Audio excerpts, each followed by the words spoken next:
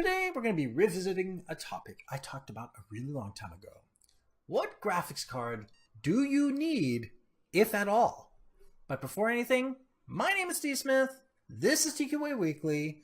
I'm going to be helping you figure out some stuff, demystifying some of the stuff, getting rid of the bullshit, making you understand more about your investment, and seriously, getting you to think about things in a more logical fashion, starting with the screen that you probably be using. Most people will buy a computer screen that lasts for a really long time and survives multiple computer towers.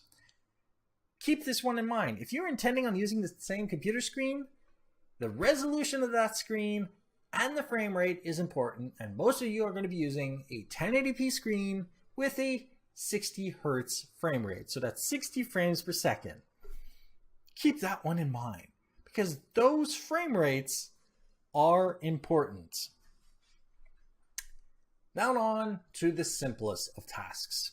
If you're intending on doing some light work, accessing the internet and social media, listening to movies, music, watching DVDs, going onto Netflix, then as long as you have a compatible processor and mainboard with onboard graphics, you can get away with not having a graphics card at all. There's a reason why I put this at the beginning of the episode, because this is what most people are going to be using anyway, unless they were a gamer. If they didn't have support for onboard graphics, you can get away with a graphics card that costs $50, sometimes less. If you're trying to figure out which processor and mainboard you should be looking at, I have a month of episodes I just did on Intel and AMD that are clearly going to help you out. But if you want a cheat sheet, most Intel products support onboard graphics, but the Ryzen 3 and Ryzen 5 have onboard graphics for one processor each. That will be a better experience and probably less expensive. So, on to the next topic then.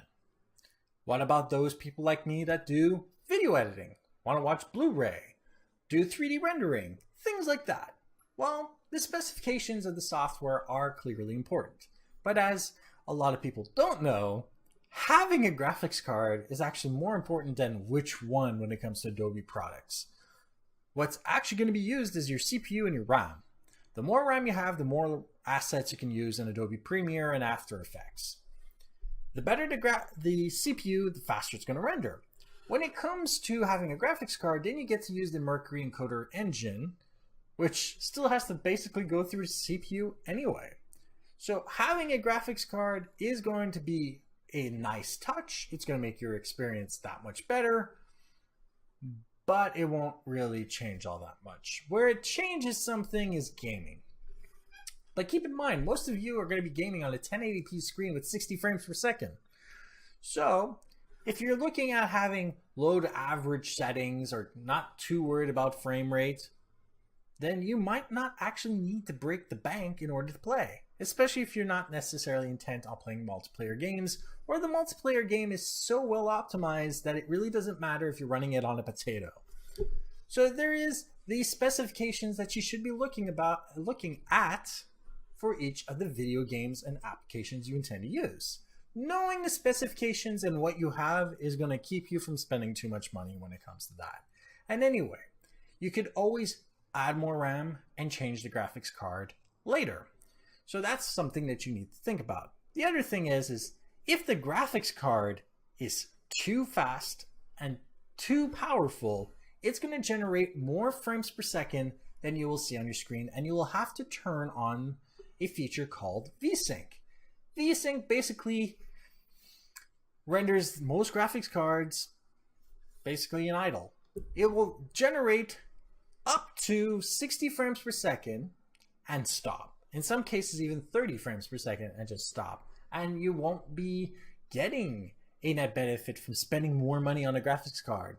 If you're going to be changing the screen for a screen that has faster frames per second or more frames per second, or it has a variable refresh rate, then it might actually be beneficial to actually get a better graphics card that's a lot more expensive. But then again, that usually comes down to what you are going to be doing anyway, and that still brings us to as long as you know what the resolution and your frame rate of your screen is, then you can decide a better graphics card are the solution that you should be getting. Which brings me to a very important thing that some of you probably have been wondering. Why do the graphics cards have 2 gig, 4 gig, 6 gig, 3 gig, 8 gig, whatever written on them? What does that mean? Well, we're going to make this super simple. The amount of VRAM can almost be equated to how many pixels you're going to have on your screen. You don't really need much more than 6 gigs at this point on your graphics card. You could get away with a 4 gig graphics card to play at 4K and not actually suffer too much if you're going to be willing to lose a little bit in textures. So basically what it comes down to is the higher the VRAM, the more texture quality you're going to be getting and the more pixels you can have on the screen. That's basically where it comes down. The GPU part of the graphics card, the actual graphics processing unit, the better it is, the more frames per second you're going to get out of it. Keep in mind that that also means that the better that thing is, the more expensive it is, and the more likely you're going to be turning on VSync, and the more likely that graphics card is going to be sitting idle. If you are intent on buying a super expensive graphics card simply because you're future-proofing, I'm not going to say anything about it. Go ahead. It's your money. But if you're just going to be changing the graphics card in a year or two, you might as well save yourself a few bucks in the process and not actually overpay for a graphics card. So if you're going to be playing games in a vanilla fashion without adding any mods, you can quite easily get a 2 or 4 gig graphics card and actually play, as long as those graphics cards meet the minimum requirements or the recommended requirements of the video games and the applications you intend to use it with. So don't be taken for a ride. Do something called homework and actually look up everything that you intend to do with the computer, as well as all of the other actual hardware you intend to use with it around. So if you're going to be keeping your computer screen or buying a new computer screen, look at the resolution of that and also look at the frame rate of that screen, because both of them correlate to how much money you might end up spending on a graphics card. So don't be taken for a ride. Only spend what you need to spend and pay attention to the software requirements of everything in your computer, and you should not be spending all that much more money than you think you were going to be spending. It also gives you an idea of how much you're supposed to be spending on a computer.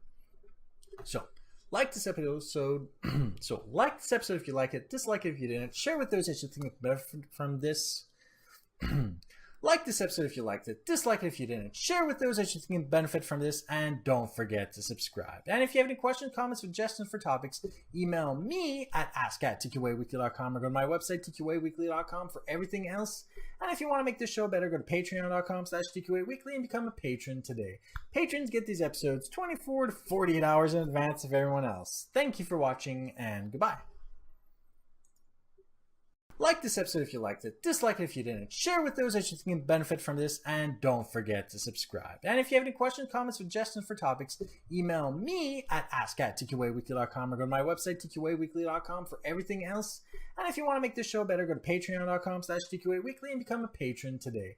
Patrons get these episodes 24 to 48 hours in advance of everyone else. Thank you for watching, and goodbye.